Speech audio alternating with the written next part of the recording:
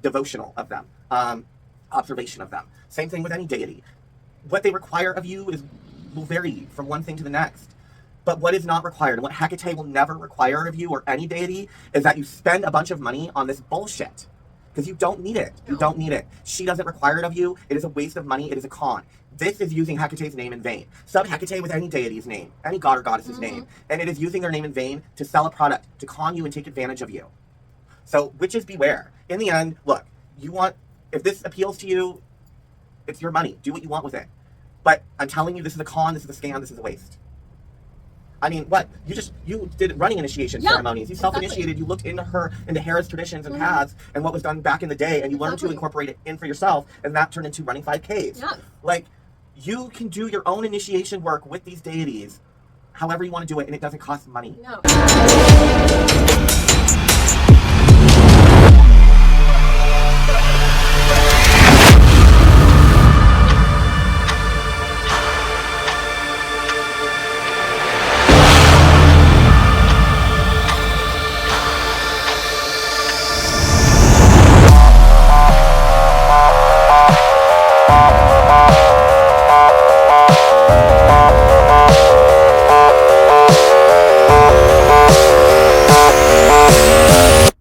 Hey witches, blessed first quarter moon in Libra, and welcome to a very special episode of Spelling the Hekate with Marcus in a Van. My name is Marcus. I'm an author, witch, activist, and defiant homosexual. And I am Ethan. I am a legal assistant, an editor, a witch, and a lipstick lesbian.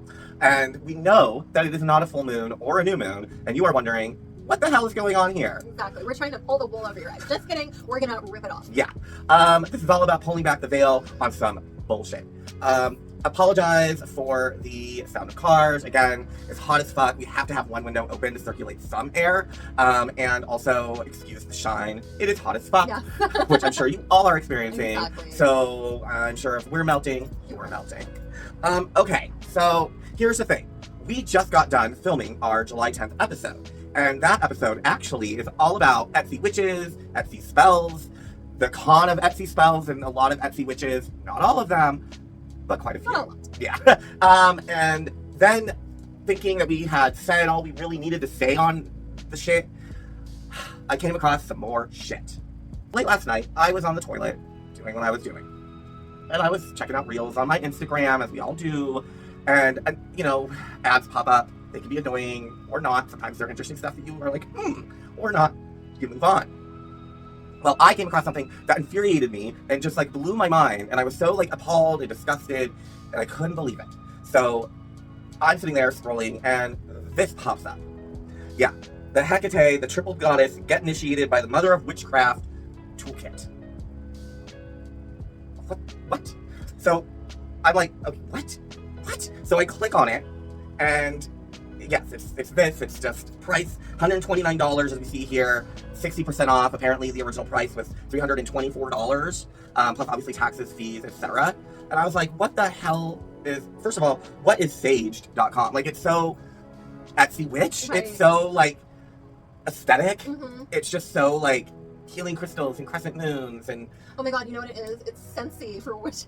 yeah, right? So I was like, okay, what is this? What are you paying for? What's going on here? So it says Hecate, the triple goddess. Get initiated into witchcraft by Hecate, the triple goddess and mother of witchcraft. Hecate is the original source of magic. Goddess of the crossroads, guardian of the underworld, keeper of keys.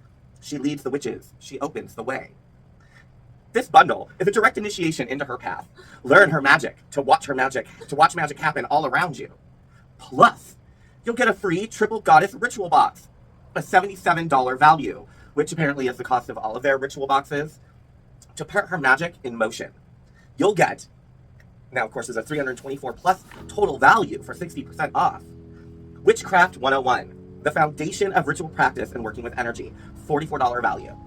Abracadabra. So we're going to go down the list first, and we're going to read about the things, what they are, and then we're going to discuss them. We will discuss these, and then I'm going to talk to you all about Hecate and walking with her. Now, this isn't the big deep dive episode that we've been promising, so I'm not going to go into her deeply. I'm just, in terms of connecting with her, a little FYI, we'll get into that. So, anyway, continue. So, Abracadabra, Spellcasting 101 Workshop, learn how to cast effectively and with intention, a $44 value. Free Triple Goddess Ritual Box, high-end physical ritual tools to connect with Maiden, Mother, and Crone energy. a $77 value. Witchcraft Anthology 3-part guide. Deep dives into spell structure, magical ethics, and ritual timing, a $24.99 value. Heal Your Witch Wound. Oh, that's Core shadow work for women reclaiming spiritual authority. Why women? $44 value. Hecate Guide. History, invocation, altar setup, and ritual specific to Hecate. A $12 value. 1 year of Saged Premium. Saged Premium. Access daily rituals, spell libraries, archetype activations, and exclusive content in the Saged app. A $155 value. Get ready to practice real witchcraft with structure, depth, and divine guidance. This is the starting point. This is the path. This is Hecate. Save $195 on a lifetime of magic, limited time only and while supplies last. Claim your free box and invoke the original Goddess of Magic. Welcome to Witch School. Get 70% off Hecate's Initiation. This is for people who tell you their Hogwarts house. Yes, which includes Heal Your Witch Wound. Walk through remembrance, rage, and reclamation to return to your power. This 7-day journey helps you release fear, shame, and silence around your spiritual power. If you've ever felt afraid to speak your truth, trust your intuition, or be fully seen, you're likely carrying the witch wound. Through daily rituals, embodiment work, and potent teachings, this course guides you back to your voice, your magic, and your unapologetic self. Witchcraft 101, 2-hour workshop with Amy Solara Mackey. I don't know who Amy Solara Mackey is, so I'm not going to feel bad about ragging on this. This 2-hour best-selling workshop is your gateway to real magic. No fluff, no TikTok trends. Just what you need to know to start practicing the craft today with respect for magic's roots.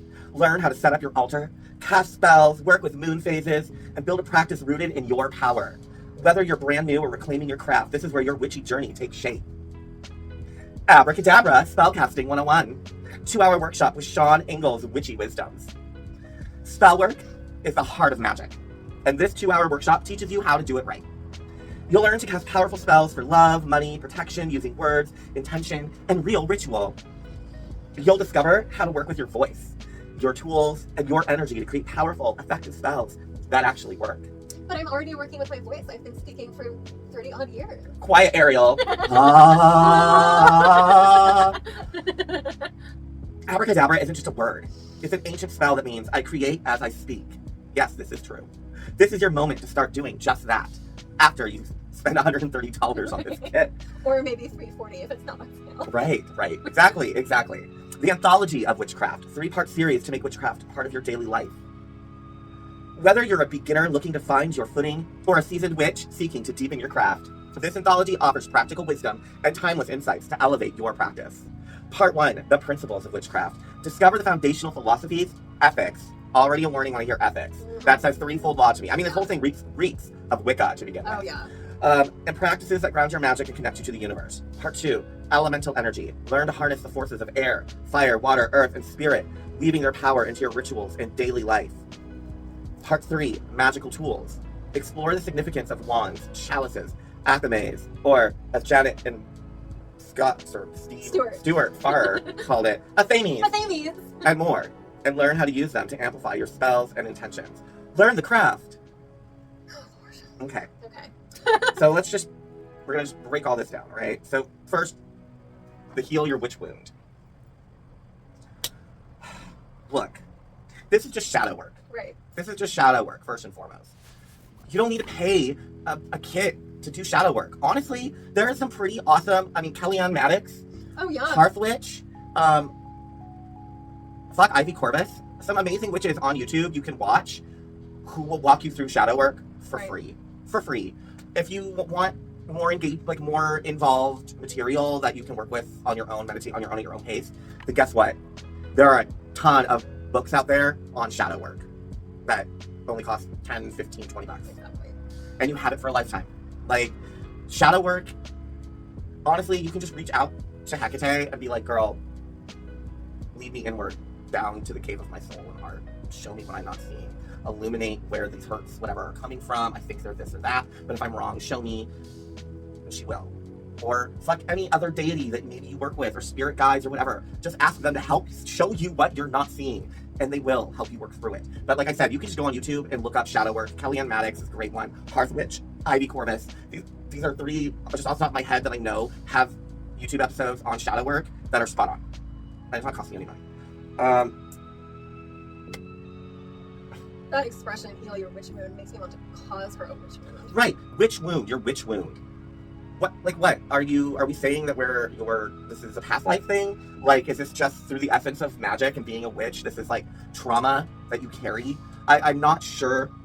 I think that's what it is saying, to be quite honest with you. I think that this expression, because I've seen it pop up online quite a bit recently, and from what I can glean, it seems that what they're asserting is that every witch carries some deep, dark pain coming from the burning times that they personally did not experience. Okay. Were there magical practitioners, witches, pagans, etc., in the burning times, in the witch hunts, in the persecutions? Yes. Were there a lot? No. Not in comparison to all the predominantly Christian people who were burned, hung, tortured, etc., etc., etc.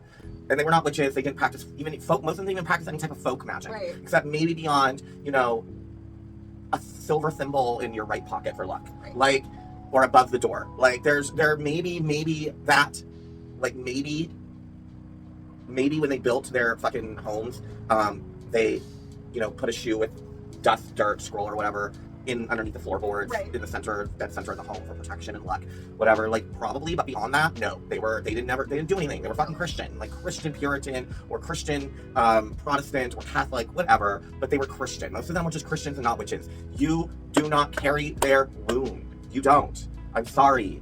I know you all want pick-me's, and it's just like that coven that's selling on Etsy that we talked about. Oh my God. They were just like, we are the Planeteers, if you're not familiar with Captain Planet. Right. But if you are, you know exactly what I'm talking about. But they were all like, we're one witch that is a master in the practice, and we each master an element, and we're all one point of the pentacle, right. And blah, blah, blah, pick me. Like, it's very pick me. This whole thing is very like, you are the daughters of the witches you cannot hurt. Right, exactly.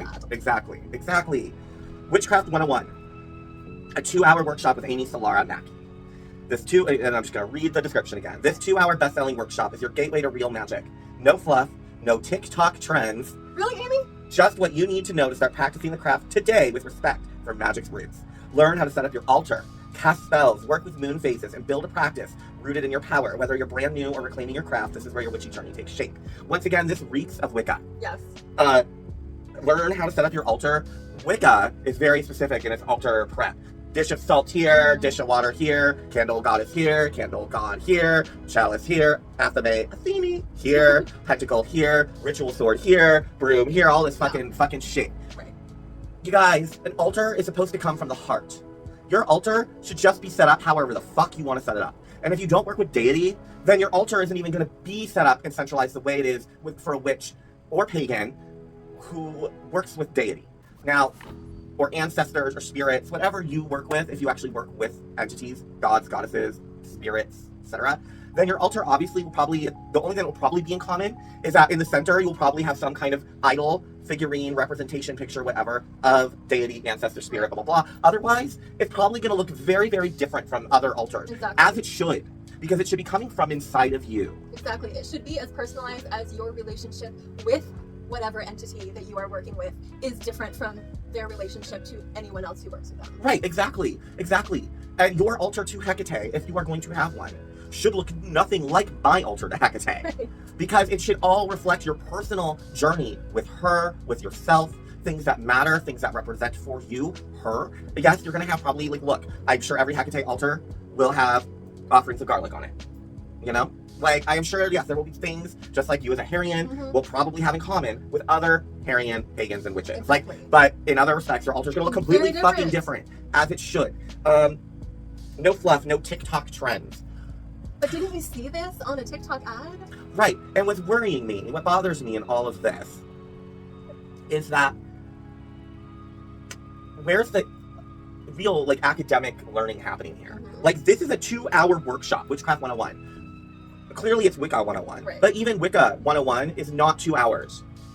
No. I'm like, real Wicca, and I'm talking Alexandrian, Gardenian, where you are being initiated, where you're going through the process, it is 7 years. Right. Right. It is 7 years with degrees. There are degrees in Wicca. It's not some flobby flooby.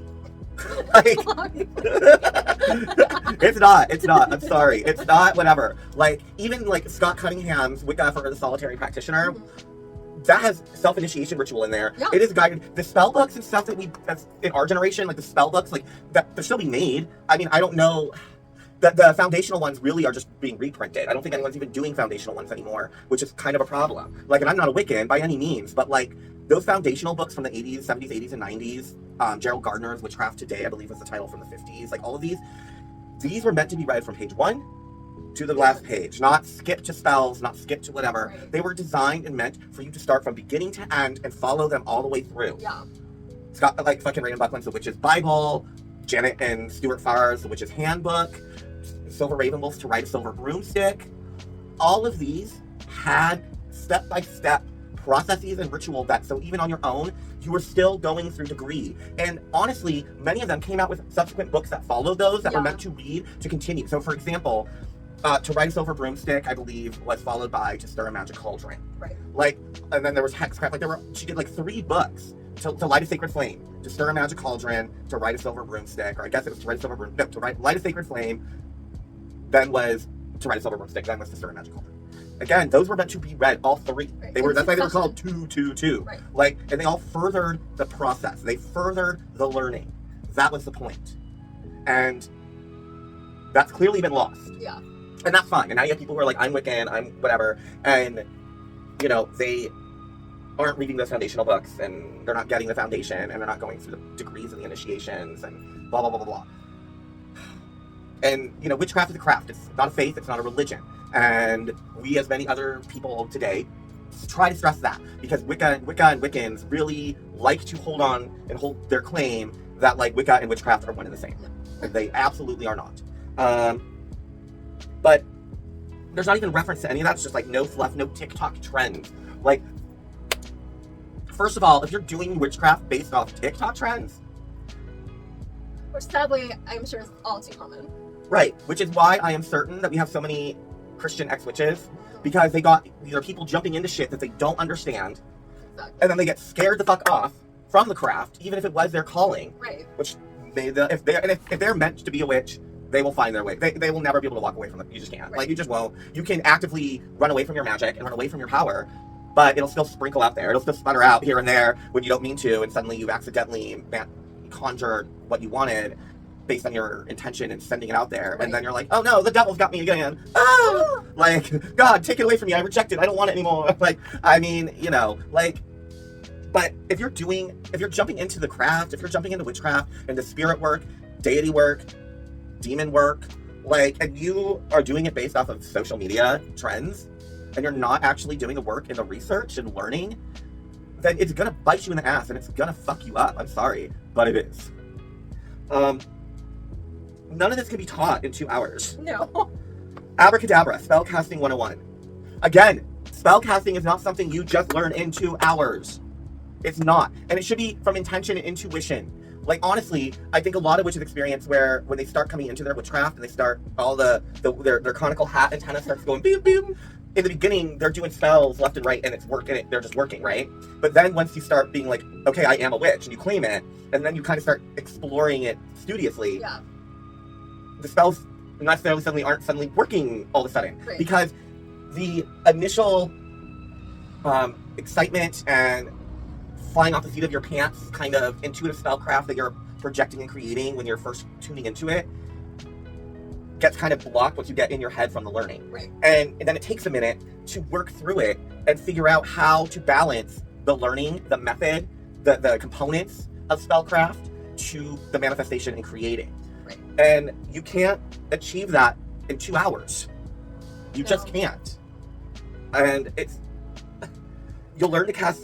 Spell work is the heart of magic. And this 2-hour workshop teaches you, no, intention is the heart of magic. Desire is the heart of magic. The desire for what you want to manifest and create, that is the heart of magic.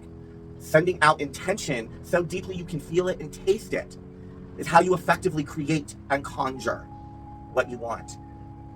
It's not just spell work. It's not spell work. Spell work is not the heart of magic. It's intention and desire. It's knowing what you, to quote Abigail, or Agatha, whatever, Abigail, in Halloween Town. What was her? Debbie Reynolds' character. I can't think of her name right now. I think it might have been Agatha, actually. But I'm not. Aunt Aggie? No, because she wasn't an aunt. I'm gonna look it up. I'm looking it up right now. All right, let's see. Halloween Town. Yeah, it was Agatha Aggie Cromwell. Splendora. Splendora Agatha Aggie Cromwell. As Aggie Agatha Cromwell would say, the key to magic is wanting something bad enough and letting yourself have it. You've got to want something bad enough and let yourself have it. That's it. Let yourself have it. You can't be taught that. This is crap. The Anthology of Witchcraft. 3-part series to make witchcraft part of your daily life. So that was the part 1, the principles of witchcraft. Discover the foundational philosophies, ethics, and practices that ground your magic and connection to the universe. That's straight up there, ethics. That tells me right there, this is Wicca. This is Wicca. This is just someone repackaging. This isn't even witchcraft. This is a particular path. And there are no ethics. I'm sorry, but there aren't ethics in witchcraft. No. There just aren't. You have your personal ethics, and let those guide you. But witchcraft in itself does not have ethics. Part 2, elemental energy. Learn to harness the forces of air, fire, water, earth, and spirit, weaving their power into your rituals and daily life. Elemental work is not easy. It is hard and takes a lot of practice.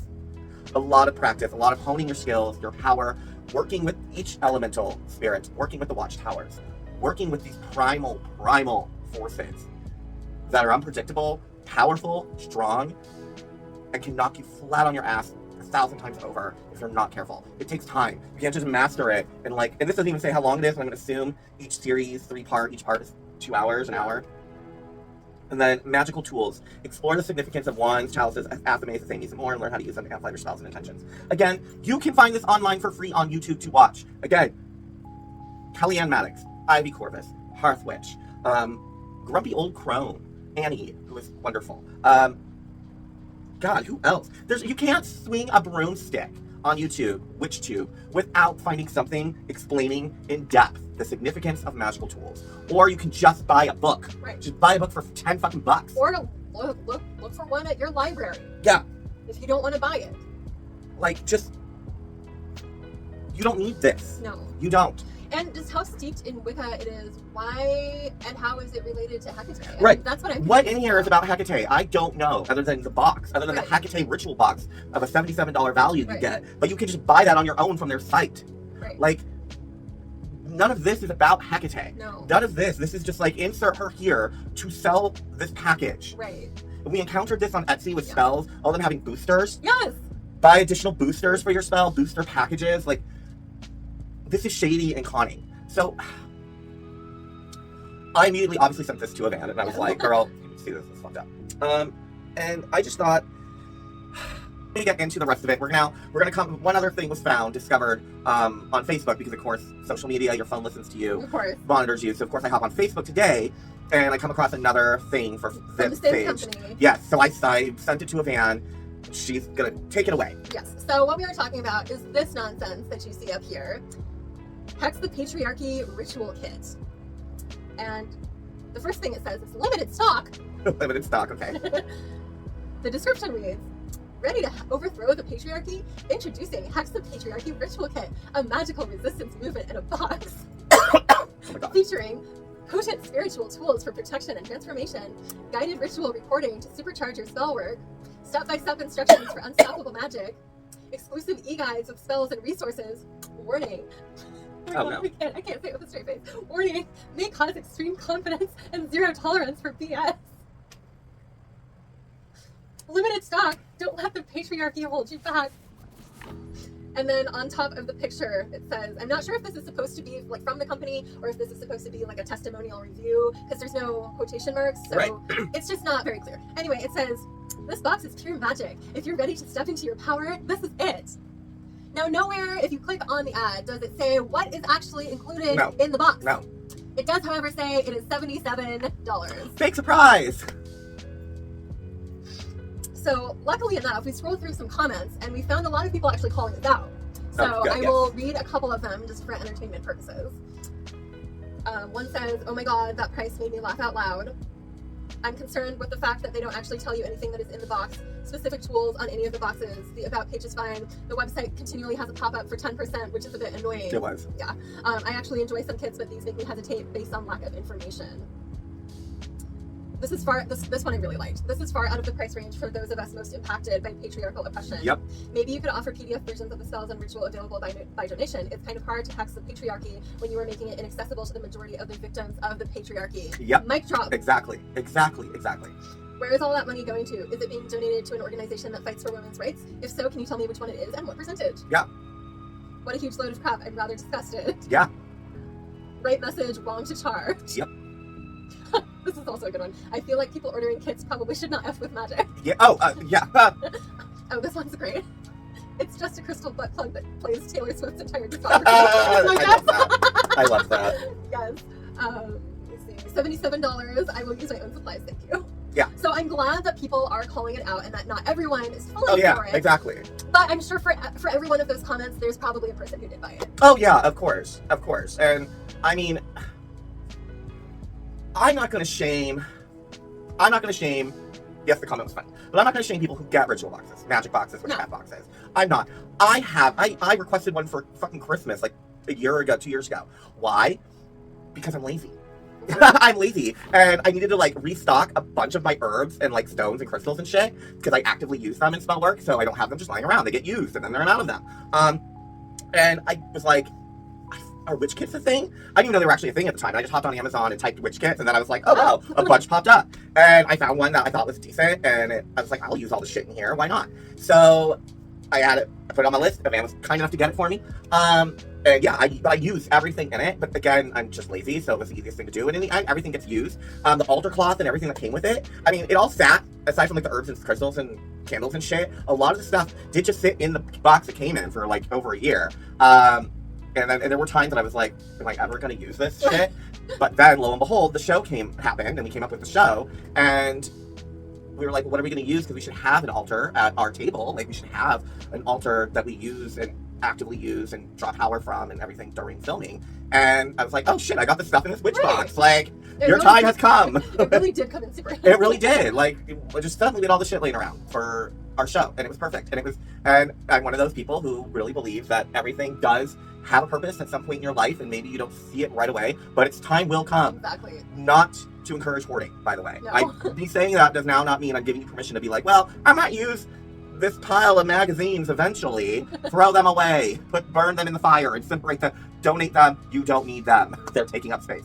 But if it's something genuinely useful and purposeful, yeah, that you know is going to have a purpose at some point, especially if it's something which and you literally are like, I'm actually going to use the stuff in here, and in the end, spending $30 on Amazon on this box is going to save me a shit ton of money buying all the shit individually, and you are going to use it all, then just buy a witch kit, and because you'll use it. Now, when it's something like this that is $77, or something like a witch subscription box, that is a little bit different of a story. Yeah, and now, Grumpy Old Crone, Annie, who is amazing. If you haven't checked her out, you should. She has done a couple witch box subscriptions, and she just recently posted one where she ordered one and explored it. And I can't remember the company name right now, but the box was actually tailored and really cool. Oh, that's and you could tell it was put together by real witches, and they put the time into putting it. They hand signed notes, like so. The witch coffin, witch casket, witch casket.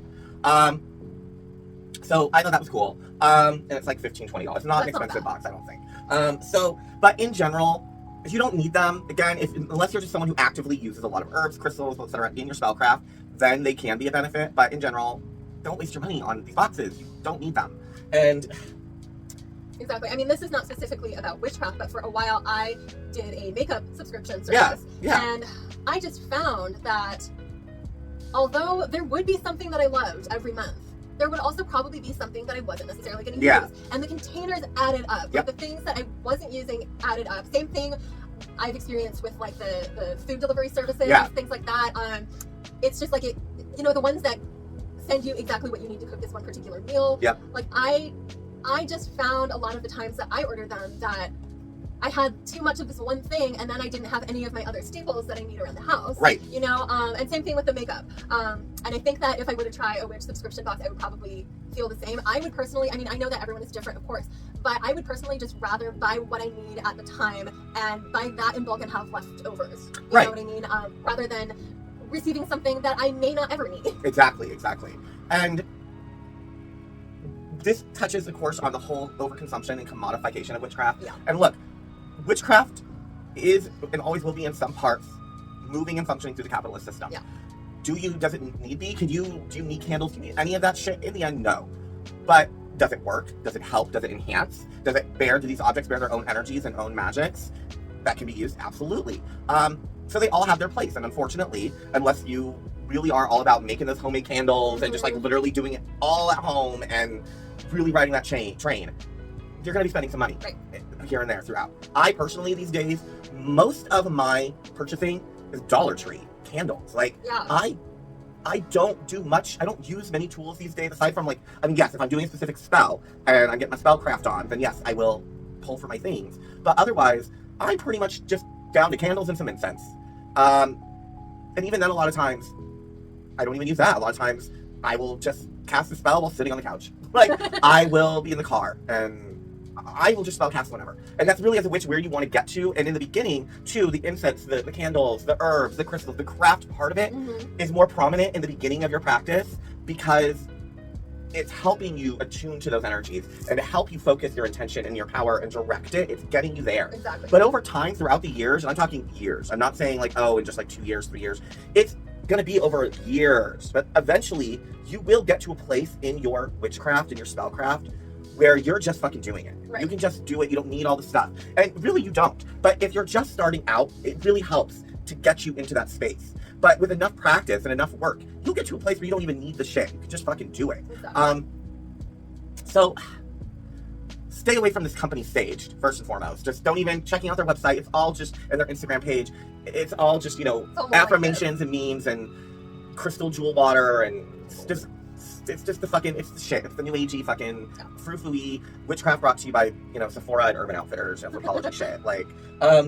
So now from there, to get into this whole Hecate initiation, this initial thing that got my attention in the first place and why it upsets me. And you don't need to pay money. You don't need a toolkit to connect with Hekate. No. Hecate. You don't need a toolkit. You don't need to spend $130, $140, $324, whatever dollars to contact and initiate with Hecate. You just don't. And I'm going to tell you, you don't. And like I said, I was going to save the story of my initiation process with her in this future episode next month about her.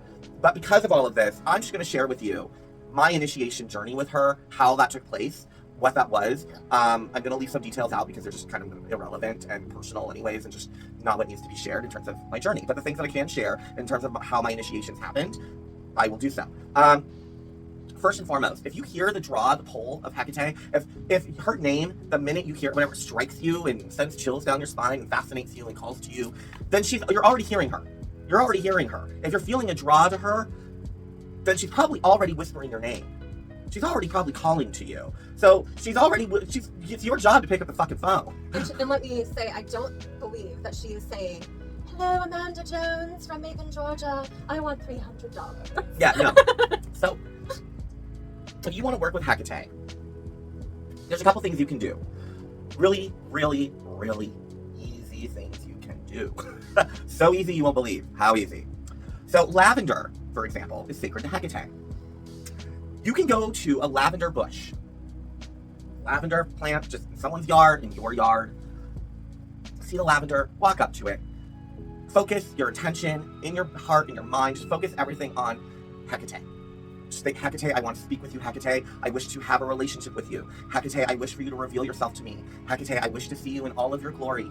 Hecate, creatrix of the universe, mother of all gods and men. Great mentor, hear me. Mother of witches, hear me. And then when you just focus on that, repeating that, focus on connecting with her. And then when you get up to that bushel of fucking lavender, imagine the lavender flowers that they're like the speakers of a telephone. Okay? Think of them that way. The flower, the plant, its sacredness can connect with her. And just whisper to the plant. Whisper to it. The thing is full of fae. The lavender plants are full of fairies. Just whisper to the lavender. Connect with the lavender. I like to touch the flower bud. I like just to touch it gently because I'm going to crush it. I'm not trying to break it off. I just like to touch it, get close to it, and just then whisper into it. Hecate, I wish to speak with you. Hecate, all the things that I just told you to think about and concentrate on inside of yourself as you're walking up to the plant. Once you get to the plant, speak it out loud to the plant with intention, with knowledge that the plant is going to send your message to her. Then thank the plant, give it a little kiss, and walk away. Walk away. That's it. Other things you can do. Go to a crossroads. You can find a crossroads anywhere, really. You can come across them at 3-way stops, 4-way stops in the road. Those are crossroads. Anything on the corner of your curb, going one road here, one block here, right, and you're right on that corner, that's a crossroad. There are crossroads everywhere. Stand at a crossroads. The best time to go are the liminal times. So dusk, so when the sun is setting, it's still light out, but it's also dark out. It's just that in-between time when, yeah, it's still light out, you can still see everything, but yet everywhere around you is in shadow. It's dark, but it's still light out. That's dusk. Go to the crossroads. The first break of dawn, she is the light bringer, the dawn bringer, dawn born. She is the bringer of the sun. She can be found there, again, in that liminal space. Midnight, liminal time, the between time, the bridge, 11:30 p.m. to 12:30 a.m. These are all bridge times, 3 a.m., all bridge times where you can find her. And once you do, just go to a crossroads, stand at a crossroads, and leave an offering. You can literally pour out milk. You go to the 7-Eleven, buy a little bottle of fucking milk, unscrew it, pour it out. If you go to school, if you are in school, you are a youngin' and you're in school and you get the cartons of milk, just swipe that milk home, take that milk home. You can offer that milk to her. You can offer it to her. You can, and then just say, Hekate, I want to talk to you. Offer honey. You can offer garlic. Put some garlic on the ground. Say, I want to talk to you. I want to connect with you. You can put it outside your door. Famously outside your door. Now, obviously, you live in an apartment building. That's going to be a little harder to do. But if you have a house, then back door, front door, doesn't matter. I mean, traditionally it should be your front door. Whichever door is the door that people are using the most coming in and out of, the main door, then that is where you, either inside or outside, you would want to have a shrine, altar, whatever, to Hekate. And it doesn't have to be anything elaborate. It could be a fucking votive candle. Just a votive candle that you light and offer to her. And then just say, Hekate, I invoke your presence. Hekate, I invoke your love, your light. I invoke your flaming torches to illuminate and cast away all shadows. I ask to work with you.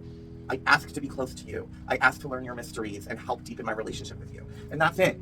And then show your good faith to her by learning about her. And I don't just mean popping on a 15-minute YouTube video. I mean actually going and buying books. Books. Yes, books. Get books. Or if you do go on YouTube, find like long form essay content about her. And I mean long form. 1 hour plus videos. Nothing half hour, nothing 20 minutes. And watch several. There are so many. If you type on YouTube, Hekate documentary, so many videos will pop up where it's scholars talking for 2 hours, in front of a class on her. People talking on podcasts, educational podcasts about her for 2+ hours. Sarita DSD is an amazing author. She writes the Circle for Hekate books. She is an amazing historian, anthropologist, classicist. She will blow your mind, and the things you will learn, the authentic things. Because here's the thing about Hekate, okay? And again, we'll get into this in the big episode, but what you know of her as the queen of witcheries and death and all like the spooky shit that we associate her with, all the witchy shit, which is all part of her. This is true. But it is a later part to her, and a small portion of the overall of who she is. She is a primordial chthonic earth creation goddess, all right? She was linked with protecting of cattle and herd and milk and fertility and weather and earth and all this other shit. And then yes, magic and ghosts and stuff was in there, but that was like down the list of all the other things that she was. And so if you really wanted, show her that you want to learn about her and that you really do want to have a deep relationship with her by really deeply exploring her. And as you do, she will be like, all right, let me see. Okay, you want to work with me? You want me. You want me to show up. You're finally picking up the phone. I've been calling, and you're finally picking up the phone. All right. Oh, okay. You're learning about me. You're actually taking time to get to know who the fuck I am. All right. Cool. Okay. I'm here. And she's going to sit down next to you, and she's going to start working with you. And you're going to start feeling her and gaining with her through all of this learning and through the invocation of the Orphic hymns. You're not going to, this didn't say anything about her hymns. No. This said nothing about her hymns. And honestly, to me, it just kind of read as slapping her name on there so that people will buy my Wicca thing. Yeah, I mean, it's like lipstick on a pig. Yeah, when you read through all of the individual bullet points, nothing was about her. No. And not even in a distantly related way. It was just using her name essentially. Yeah. And here's the thing. when I first connected with her, I was extremely young, and I told the story. I was extremely young, and I finally came across her name when I was like 7 years old, and then she just did all fired cylinders, right? Here's the thing: as a child, I couldn't have candles. Right. I couldn't have like all of these things. Like I would have killed us. I would have burned the house down. I would have like I just went outside. Right. I would whisper her name to the winds and call to her. I saw her in the sunlight. I saw her in the grass. I saw her in Halloween imagery. I saw her in witches. I saw her in things. I would sit at my window at night and just look at the stars and the moon in the sky from my window, and I would just talk to her. That was it. That was it. She doesn't need much, and she's understanding. Now, obviously, as I got older and learned more deeply about her and about myself and witchcraft and the craft, and I was then in a place where I could start comprehending off the idea of offerings, then I started making little gifts here and there to her. Again, though, it also was not very frequent. I was a kid, I just would talk to her. I would just incorporate her into my life, and she listened. She listened. That was it. She would answer me when I needed an answer. She was comforting and there when I needed her, when no one else was, and I found myself all alone. Now, I have lived a life full of liminal spaces. I have been in between homes a lot of times. I've been homeless many times in my life, more than once in my life. Growing up, it was always, we moved around many times throughout my life. I've just moved a lot. So I was always in liminal places, liminal spaces. And that's why literally all the spirits, all deities I work with govern crossroads and liminal spaces, because I existed in one permanently for a huge chunk of my life. So I was basically hanging out with them all the time. And so there were times in my life I couldn't even have altars to her. I wasn't in a position to. The only altar to Hecate I had was the altar in my heart. And that was all that was needed, because that's all you should need. And as long as you approach them in perfect love and perfect trust, they will listen and be there for you. You know, in The Charge of the Goddess, written by Doreen Valiente, which we all believe she channeled that. I mean, we all know she fucking channeled The Charge of the Goddess. And if you read The Charge of the Goddess and read it all the way through, from start to finish, it's clearly Hecate. It's clearly Hecate. The description, the fucking everything that associates the seas, the moon, the earth, the white moon amongst the stars. I have been with thee from the beginning. Like all these things, like they're from her. They're borrowed heavily from her liturgy, from her. But one of the things that it says is, "And for those who seek to know me," this is my favorite line from The Charge of the Goddess. "And those who think to know me, know that thy seeking and yearning will avail thee not, unless thou knowest this mystery, aka this truth. That if that thou seekest, thou findest, not within thee, thou wilt never find it without thee." And we don't mean without as in how we think of without today, as lacking. Without as in outside of yourself. So, if that which thou seekest thou findest not within thee, thou wilt never find it without thee. For behold, I have been with thee from the very beginning, and I am that which is attained at the end of desire. The main requirement in approaching the goddess is knowing thyself and knowing why you're approaching her, understanding why you are coming to her. That is all she asks. That is all she wants. Not for you to spend $139 because it's 60% off of $324 on some initiation toolkit that she doesn't fucking require.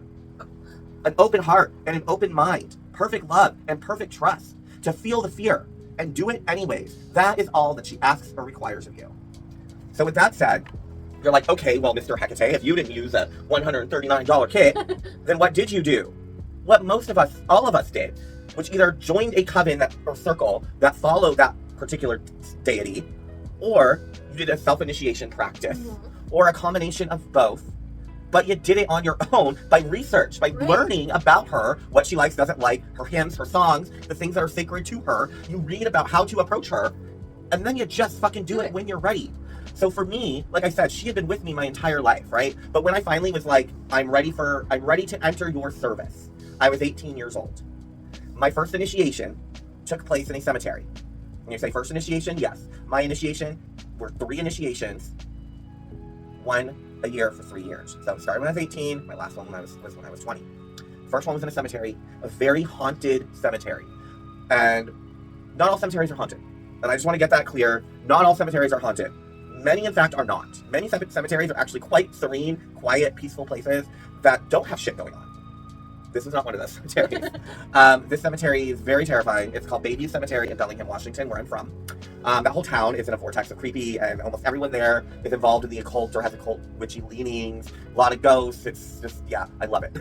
But, so this cemetery is very, very haunted. And it's just very unrest. There's a lot of, it's built on ley lines. There's Whatcom Falls running through it. So all that water is just conducting energy. And we all know that water is a vehicle for the dead. So it's high traffic. So there's just a lot going on. Again, I'm not going to go into details of the ritual initiation itself in terms of what particulars were done, but I went in alone. My other initiates were standing outside of the cemetery waiting for me to go through. It was trippy as fuck. It's a night I will never forget. The things I saw, the things I heard, live in me. It was extremely terrifying. I have no other way to describe it other than, yeah, it was fucking scary, spooky. I encountered entities that I can tell you were not human, have never been human. And all I had was my trust in her and my candle, my Hecate candle, which, before you're like, Hecate candle, this was literally a red or saffron candle. Because Hecate's colors, her main color is actually saffron. Deep red. It's a deep red. Now, and it's also the color of saffron when you have it in water, when it becomes that golden orangish color. So her colors are more like a fiery orange and a deep red crimson. Yeah. Now, obviously black, purple, yeah, these are associated with her as well, green, but her main blue, sky blue, stormy blue, but in general, well, stormy blue, it's specifically gray blue, stormy blue, but the main color is saffron. And so when I think of like the autumnal colors of the earth, like that is Hecate, yes, yeah. That is Hecate. Gold. So all I had was this candle and my trust and faith in her. And I had to go through the whole fucking cemetery and I had to go through all these parts. And this is forested. The cemetery has paths. It cuts into parts and trails that are completely covered in, that are forested and fucking creepy as fuck. And like, yeah. And it was dark. It was midnight and I'm doing this. And I'm thinking, you know, I'm gonna get dragged into the 9 pits of the lower realms at any second. Like, it was scary as fuck. And I had to rely on her and prove that in faith in her, I knew that she could silence anything. And I did. I had to then basically tame these spirits and tame this situation by invoking her name. And I remember, I can't describe it any other way than like she whispered it to me. But it was like this, she said to me, with all of your commands, just order, say, put out your hand and say, in the name of Hecate, I subjugate thee. And every single time, I don't care. I don't care how big, bad, and evil that fucking thinks it is. It'll bow down before my fucking name. And it has never failed. Never failed. I am 40 years old. No, I am 40 years old. That was when I was 18. And since then, I will tell you, for 20 plus years now, it has worked anytime I've encountered anything terrifying. I've been in situations in like sleep paralysis when those fucking shadow people come, and I have like looked and I have fucking urged my hand up and I have fucking mumbled it while I'm trembling and I can only speak from the side of my mouth. Gone. Every single fucking time. Her name, you do not fuck with. And her name is all you fucking need on your lips. You don't need some fucking kid. So after getting through that, a year later, fast forward, and I'm living in the Southwest. I'm in El Paso, Texas, reconnecting with my roots there. And I move into this apartment building that's on a mountain. And it's in the third lane, the middle lane of a crossroad up on this mountain. So you go up this mountain, and on one side, and now this mountain's like cursed, by the way. So it's like cursed land type shit, okay? So on the right side of this hill is this neighborhood of McMansions, and they're all abandoned. All abandoned. This entire neighborhood's abandoned. The street lights up there don't work, but they're all installed. These mansions are built. Nobody lives in them. They're all open, windows broken, and there's some creepy shit up there at night. We would see like weird lights moving through, and there's no one up there. Like, nobody goes up there because it's what happened was every time investors came in and people tried to build, because they were warned that you couldn't build on that side of the mountain. Because it was the mountain haunted by conquistadors and like skinwalkers. It was really fucked up. And where they built my apartments was back in like the 70s. And it was like determined that like on this mountain, this cliff side that they built the apartments on was like the only like neutral like space energy wise. So it was built there. But when they tried to build on this other side, on this other path that sticks out from the mountain, everyone loses money. Investors left, no matter how rich they were. They tried to continue on building and taking over for that fucking neighborhood or whatever, the development of it, they would lose money. People were killing themselves in like their half-built homes, half-finished homes. It was fucked up.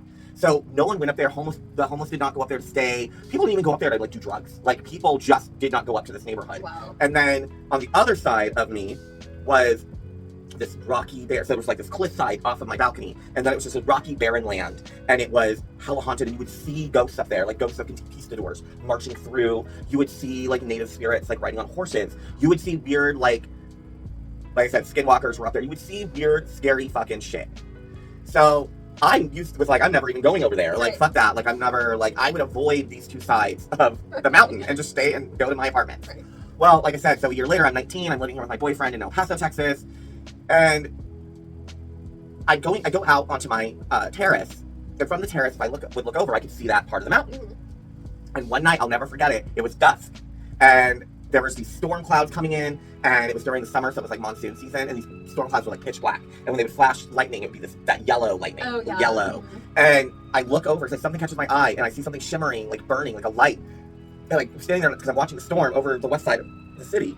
And I look over, and sure enough, cloaked, I see a woman cloaked standing there, holding what looks like a lantern or a torch, a tiki torch, I can't tell. She's all the way over there though. She's up on the mountain, and she's standing in a specific spot, and I swear, she's looking right at me. And she's so far away, though, that I can't make out facial features. Yeah. Other than there was, like, a paleness to it. And I was like, okay. So everything inside of me, and I just heard her say, come, come, come. And I was like, oh, no, I'm going to die. And it was just like, no, I'm calling you. This is your next child. Come. And it's getting stormy, windy, terrifying as fuck. I throw on my shit. My boyfriend at the time is like, where are you going? And I'm just like, for a walk. And I leave, shut the door. I go. I start trudging through the rock. And I'm going to where I'm seeing this figure. And as I'm getting closer, it starts to get blurrier and blurrier. Mm-hmm. And then there was this gust of wind, and it had that like desert rain in it, you know, and it was misty, and it moved in, and it blew some dirt through, and she was fucking gone. But when I got to where she had been standing, there was a trail that marked out into 3 roads that went around through the mountain and went their own ways. And so I just immediately heard her say, pray. So I just literally got down, and I took some rocks that were there on the ground, and I kind of built like a stationary, like triangular kind of shrine thing to her that I would come back to next time in the future with candles and things. But in that moment, I just had there, and I dedicated that space to her. And I was hearing like growls and scary, like howling, and I was fucking, there was shit. I kept sounding like someone was coming to me, like towards me, fucking scary. And it was just this like, this is my test of you. Stay here. Just trust in me. Keep praying to me. You'll be okay. Sure enough, it eventually died down. The storm rolled the fuck away. Within like 30 minutes, it was all gone as if it never happened. Everything was calm. The mountain felt safe. And from that moment on, I went up there like all the time. Yeah. And I never felt scared again. Then a year later, when I was 20, it kind of happened again, where I was out for a walk, and I had just gone to the manager's office, which was at the entrance of the place, to pick something up. I mean, it's irrelevant what it was now, but I look over because you could see over to the other side of the mountain. And sure enough, I see what I know was this like fiery torch fire light shining in one of the fucking mansions. And I just knew it was fucking her. So I took the mail from the manager's office, dropped it off at home. Now at this point, it was like, this time it was fall, so it was like dark early. Oh, yeah. So the manager's office was still open, but it was dark out. Yeah. So luckily it wasn't like midnight at this point or anything, but I have to go walk all the way down the mountain. Then I try to walk all the way up another road, and this time we nicknamed this town Chernobyl, this block, because it was completely empty. It was like Chernobyl. Yeah. So I go up there, and I am like, I don't even have any type of weapon with me, anything. And I'm like, there could be drug dealers up here, murderers, like, but I gotta have faith.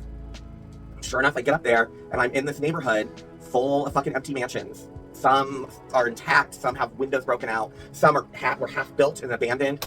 And sure enough, I look, and she's flashing in the house at the end of the fucking road, at the end of the block. Because it like you went down and it just was the tip of the mountain, so it cul-de-sacked at the end. And she and I know is inside the fucking house where the developer fucking killed himself. And that he haunts it. And she's standing at the entrance of this house. And as I approach, she's getting further and further back into the house. And I'm just like walking. We're talking like it was half finished, it was completely framed, but you inside, the windows were missing, there was tarp hanging where windows would be, and it's moving in the wind. And I'm like, oh my god, I don't want to go in there, because as I'm walking up, I saw him when I heard his steps on the second floor of the house, because it's not finished. So everything is echoing. There's just the wood subflooring is down. There's no actual carpet. There's no actual flooring. And she was like, this is the last I ask of you. If you can show that you can trust in me in every place that is shadowed, every place that is hidden, then I will never abandon you, and I will always walk with you, and I will always be there to keep you safe, no matter the situation. And so I walked in. And the minute I walked in, I felt her warmth and her light throughout the whole thing. And he was not present. Like, he was like gone. Like, she forced him away. And I walked through the entire fucking house. I walked through the whole house, went upstairs, came back down, walked all the way through it, and walked back out and walked home. No candles, no kit, nothing. She called to me when she was ready. Now, everyone's situation, initiation is different. Are you going to do this? Are you going to walk through cemeteries or scary places for her? Is that going to be required of you? Probably not. But I had started an initiation process into her service, particularly, which required these trials and tribulations. She doesn't require that of everybody. Just like the Lawas or Orishas don't need everyone to join the Church of Santeria or Lakumi, as it's called, or join Candomblé officially, or Voodoo officially anyway, in a type of priesthood or priestesshood. Sometimes they just, of you, all they're going to require is that you thank them once a week for their help, and you give them gifts, and you just, it's just devotional of them, observation of them. Same thing with a deity. What they require of you will vary from one thing to the next. But what is not required, what Hekate will never require of you or any deity, is that you spend a bunch of money on this bullshit. Because you don't need it. You don't need it. She doesn't require it of you. It is a waste of money. It is a con. This is using Hecate's name in vain. Sub Hekate with any deity's name, any god or goddess's name, and it is using their name in vain to sell a product, to con you and take advantage of you. So witches beware. In the end, look, if this appeals to you, it's your money. Do what you want with it. But I'm telling you, this is a con, this is a scam, this is a waste. I mean, what? You did running initiation ceremonies. You self-initiated. You looked into Hera's traditions and paths and what was done back in the day, and you learned to incorporate it in for yourself, and that turned into running 5Ks. Yeah. Like, you can do your own initiation work with these deities however you want to do it, and it doesn't cost money. No, and yes, granted, I have spent a lot of money on my Hera altar. Yes. But that is money that I chose to spend and specific things that I chose to give as an offering to her. Right, that represented your relationship with her, to her individually. Not something that came in some fucking toolkit to con you out of money. No. And to be truthful, the only things that she has specifically told me that she requires are 1, shake your booty to my playlist. 2, build me a beautiful home. 3, run for me. And 4, keep my name in your heart and on your lips. Yeah. Like, that's it. Yeah. That's all that's needed. You can create an initiation. You can say Hekate or insert whatever deity, because obviously they're probably going to come out with a fucking Aphrodite one soon, I'm sure. Just say, like... You know what? Actually, I feel like it's going to be Persephone. Probably. Or Demeter. Demeter and Persephone, like a whole... Just say, you can say, Hekate, I want to grow in my relationship with you. Please guide me to materials, videos, books, etc., things to learn more about you and how you want me to honor you and what you want our relationship to look like. That's it. None of this requires spending a shit ton of money. No. You can just go outside and talk to her, meet her where she's at. Honestly, call on her and she's just going to meet you where you're at. Exactly. So, all right. That's all we got. Yeah. We felt it was important to address this. I couldn't wait until a week and a half from now. This was very buyer beware. Get this in the bud. Yes. Share this. Let people know to stay away from SAGED.com and stay away from this stuff. It is your duty, if you are a responsible, learned, witch, pagan, magical practitioner, that is your duty to steer the younger ones away from things like this. Because we know better. How do you think witches have been practicing witchcraft for all these decades? Exactly. It has not been through toolkits. It has just been a desire to learn. That's it. A desire to learn and perfect love, perfect trust in your heart. That is it. Exactly. You think Agnes Waterhouse had a toolkit? No. So, with that being said, you guys, let us know in the comments what you think. Don't forget to join us on July 10th for the actual official episode of Selling the HEKA-TEA with Marcus and Evan. If you like what you've seen here today, obviously, you remember, don't forget to like, comment, subscribe, and share. Help us continue to build this beautiful, baneful, and blessed coven that we have here in this corner of the circle. And remember, witches, broomsticks, not just for cleaning.